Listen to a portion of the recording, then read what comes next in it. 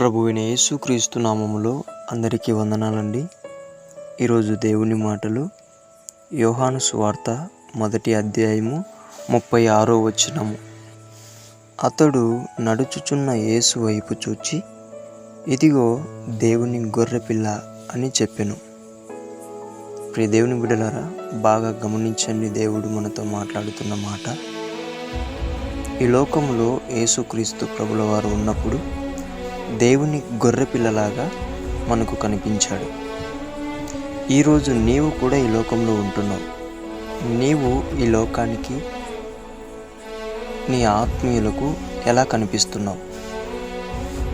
ఒక త్రాగుబోతులాగా కనిపిస్తున్నావా? ఒక తిరుగుబోతులాగా కనిపిస్తున్నావా? ఒక వ్యభిచారిలాగా కనిపిస్తున్నావా? ఒక దొంగగా కనిపిస్తున్నావా? ఎప్పుడు మొబైల్ పట్టుకునేవానిగా కనిపిస్తున్నావా? అనవసరమైన మాటలు మాట్లాడేవానిగా కనిపిస్తున్నావా? జాగ్రత్త. నీవు ఆ స్థాయిలో ఉండడానికి వీల్లేదు. నీవు ఆ గొర్రె పిల్ల అయినటువంటి యేసయ్య రక్తంతో కొనబడిన వాడవు. ప్రియ దేవుని బిడ్డ, జాగ్రత్త. నీవు ఈ లోకానికి వెలుగై ఉన్నావు. నీవు యేసుక్రీస్తు దేవుని గొర్రెపిల్లగా కనిపించాడు. నీవు యేసుక్రీస్తు శిష్యునిగా కనిపించాలా? నీవు యేసుక్రీస్తు పని చేసేవానిలాగా కనిపించాలా? నీవు ఒక నీతిమంతునిలాగా, ఒక యథార్థవంతునిలాగా, ఒక భక్తిపరుల్లాగా నీవు కనిపించాలా? అనేక మంది నిన్ను చూసి సాక్ష్యం చెప్పాలా ఇతరులకు. అటువంటి బిడ్డగా నీవు ఉండి దేవుని మహిమపరచాల.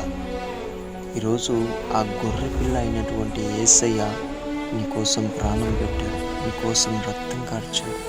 నీవు ఇంకా ఒక త్రాగుబోతుల్లాగా ఈ లోకానికి కనిపిస్తే, ఇంకా ఒక తిరుగుబోతుల్లాగా కనిపిస్తే, ఇంకా అనవసరమైన వాటి కోసం నీవు పేర్లు పెట్టబడి నువ్వు పిలిస్తే ఎంత దేవునికి అవమానం. ఒక్కసారన్నా ఆలోచించావా? దేవుని బిడ్డ, ఈ మాటలు నీకోసమే దేవుడు నా ఎంత పెట్టి ఉంటున్నాడు. ఇప్పటికైనా బాగా ఆలోచించు. మోకరించి ప్రార్థన చేయి. ప్రభువా, నా స్వభావాన్ని నేను విడిచిపెడతానయ్యా, నన్ను తప్పించయ్యా అని నువ్వు ఒక చిన్న ప్రార్థన చేయి. దేవుడు నిన్ను విడిపిస్తాడు. నీవు కూడా దేవుని కుమారునిగా పిలువబడతావు.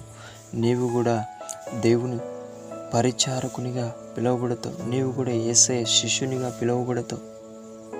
దేవుణ్ణి మహిమపరచడానికండి మనం ఈ లోకంలో ఉన్నది. దేవుని నామం దూషింపబడటానికి ఈ లోకంలో మనము లేము.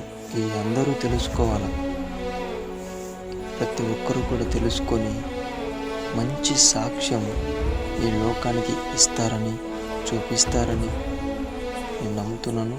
దేవుడి మాటను దీవించుగాక. ప్రార్థించుకుందాం. మహాపరిశుద్ధుడైన మా తండ్రి, మీకు వందనాలయ్యా. నువ్వు చెప్పిన విధముగా నిజమే ప్రభువా, ఈ లోకంలో మేము అనేక రకాలుగా కనిపిస్తున్నామయ్యా. కానీ మేము నీ పరిచారకులుగా ఇక్కడి నుంచి కనిపించాలి. నీ శిష్యులుగా మేము కనిపించాలి.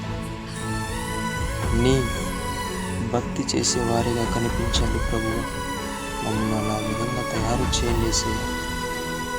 నేను నిన్ను నమ్ముకొని ఉంటున్నాను అని ఎవరైతే నీ దగ్గరికి వస్తున్నారో ప్రభువా, వారిని అందరికీ మంచి సాక్ష్యం యేసు నామములో దయచేయమని ప్రార్థిస్తున్నాము తండ్రి. ఆమేన్.